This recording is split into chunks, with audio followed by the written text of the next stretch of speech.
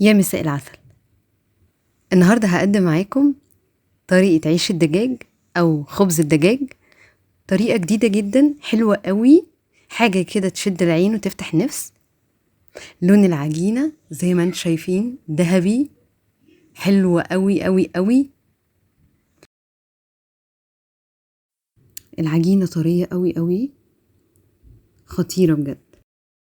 لازم نخرج من شكل العيش التقليدي كده شوية، يعني هو أساسي طبعا، بس لازم يبقى في تغيير من وقت للتاني. العجينة زي ما انتم شايفين كده بجد حلوة قوي قوي قوي، والحشوة اللي فيها حلوة. مش عشان اسمها خبز الدجاج فلازم نخلي الحشوة دجاج بس، هي واخدة الشكل كأنها فرخة أو دبوس أو جناح أو أي حاجة من الفرخة، لكن الحشو كده كده انت بتحطي اللي انت عايزاه. أنا حاطة فراخ، بس أنا بقولك أفكار إن انت ممكن تعملي الحشوة زي ما انت عايزة. حلوة قوي ومناسبة قوي لو في حفلة ديش بارتي، سهرة، صدقيني بتبقى حلوة قوي قوي. انا دايما بتطلب مني بالذات الشكل بتاع الفراخ ده، من الشكل ومن طعم العجينة، وان هي قد ايه فعلا بتفتح النفس، ومش مكلفة، وان شاء الله كل حاجاتها عندنا في البيت. قبل ما ابدأ معاكم الفيديو، معاكم منار الكيال، ما تنسوش الاشتراك في القناة ولايك وشير لو عجبكم الفيديو عشان يوصل اكبر عدد من الناس. يلا بينا نسمي الله ونعمل العجينة مع بعض. اول حاجة معايا 3 كوبايات دقيق، كيس خميرة، معلقة ملح، معلقة سكر، وهقلب كل مكونات الجافة مع بعض. عندي هنا علبة زبادي صغيرة كامل الدسم، ومعايا هنا ربع كوباية زبدة سايحة، وهقلب كل ده مع بعض. ومعايا كوباية مية دافية، برضو المعيار بتاع كوباية المية الدافية، في دقيق بياخد كوباية مية أكبر أو أكتر، وفي بياخد أقل، وفي بياخد نفس الكمية مظبوط على حسب نوع الدقيق. أنا اللي معايا أخد بالظبط هي الكوباية دي، يمكن أقل منها بكم معلقة كمان. وهبتدي ان انا اعجن كله مع بعض. العجينة اصلا واضح ان هي من اولها طرية قوي، الزبدة والزبادي مخليهم مديلها ميكس كده، طراوة رهيب. هبتدي بس ان انا اكمل عجنها بره كده على النشابة. بصوا ما شاء الله حلوة قوي، ايديا نطفت من غير اي مجهود خالص فيها. وهبتدي ان انا ارجعها تاني البولة وعليها نقطة زيت، وهسيبها تخمر بس كده.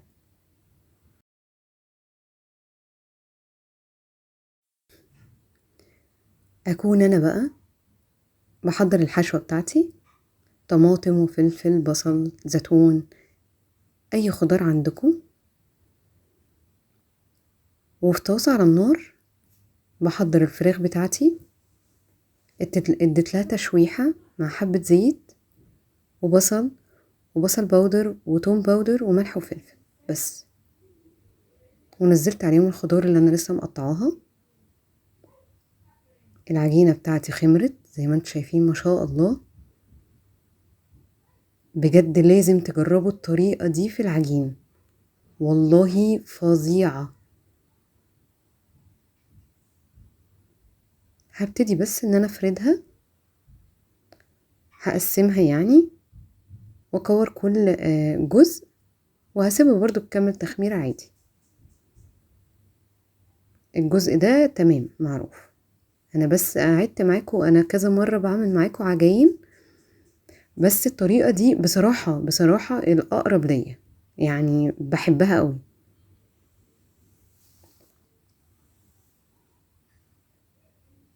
تمام. هبتدي ان انا اكور كل جزء واغطيه وابتدي بقى اشتغل في الحتة اللي انا عايزاها. اخدت جزء وبحاول ان انا افردها شوية. هنا انا عاملة العجينة رفيعة مش تخينة، طبعا ده شيء اختياري، مش ده الاساسي. انا ما بحبش العجين يبقى كتير جوه الحشو، يعني بحب الاتنين يبقوا قد بعض، يعني ولا باكل عجين اكتر من الحشوة ولا باكل حشوة اكتر من العجين، لا يبقى زي الساندوتش العادي. واضح قصدي؟ طبعا ده اذواق، مش بفرض عليكي حاجة. دورت اول شكل عملته كده مدور، وجبت حتة صغيرة خالص سي مثلا 10 جرام مثلا، يعني لو هناخد بالجرامات،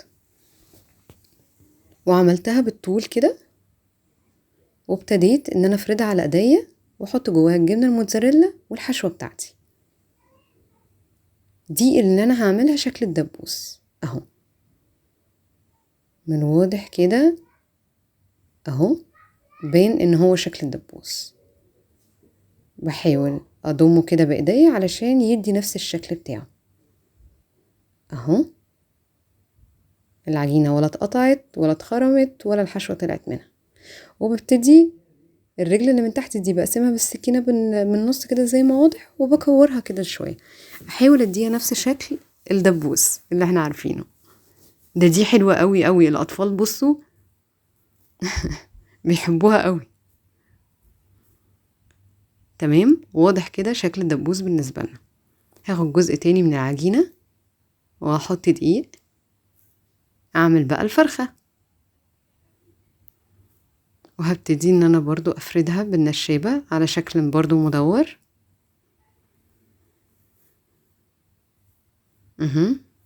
دي انا عاملاها اتخن شوية من الدبوس، وفي قلب ايديا كده بفردها، وبرضو بحط الجبنة الموتزاريلا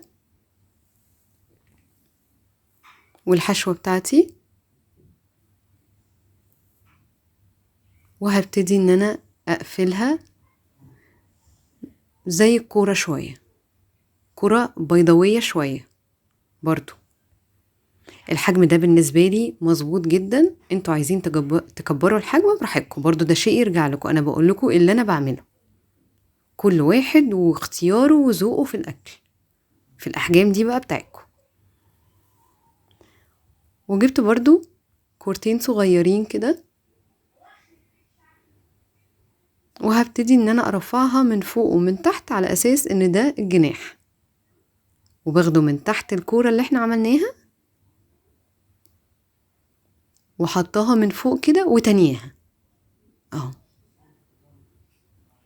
تمام، العجينة الحاجة بتلزق فيها من غير اي مجهود خالص، في حين ان انا رشة دقيق، وبرضه في نفس الوقت ما تلزقش في ايديا. هبتدي بقى ان انا اعمل الدبوس.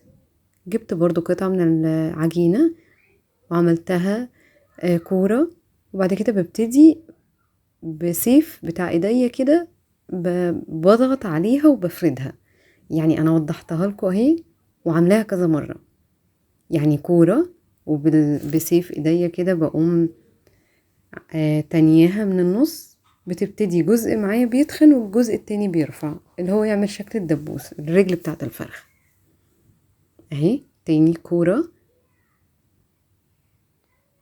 وببتدي ان انا اقسمها بالنص، جزء بيبقى تخين مش بالنص مظبوط، يعني جزء بيبقى تخين اهو، والجزء التاني بيبقى رفيع اهو. واضح؟ وبحطها بتلزق على طول برضو. هي الخطوة الأصلية بتاعتها ان انتي بتعمليهم بمية، يعني بيبقى جنبك كوباية مية كده وبتلزقي الجناحات والرجلين. انا ما اضطريتش ان انا اعمل الطريقة دي خالص، هي ما شاء الله لزقت على طول. حتى انا ما شكلتهاش جوه الصاج، لا انا شكلتها على البورد عشان يبقى واضح بالنسبة لكم، وبتطلع معايا برضو بمنتهى السهولة الحمد لله. شكلها حلو قوي تمام، الطريقة كده واضحة. انا عملتها لكم كذا مرة، اتمنى اكون موضحها لكم مظبوط. تمام، مرة كمان اهي.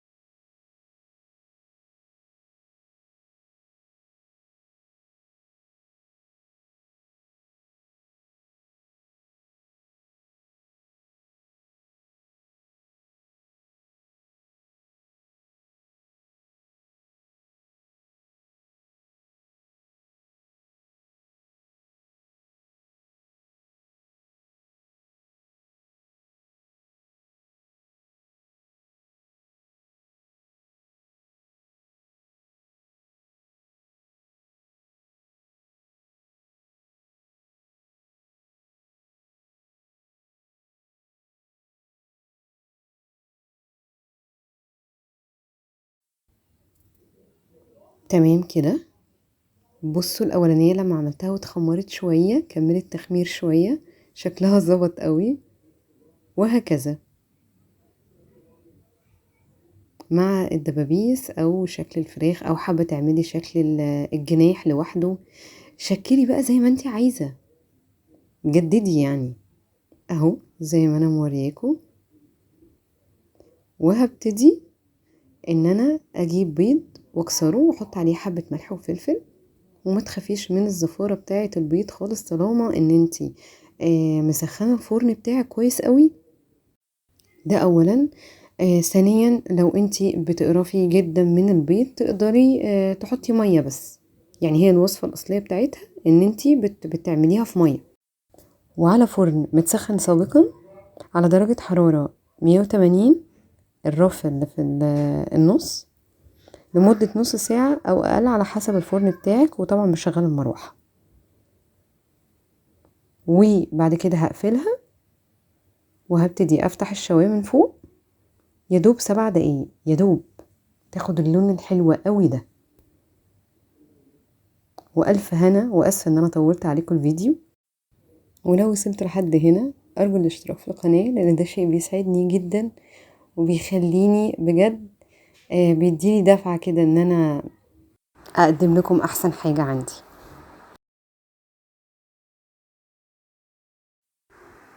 مع السلامه.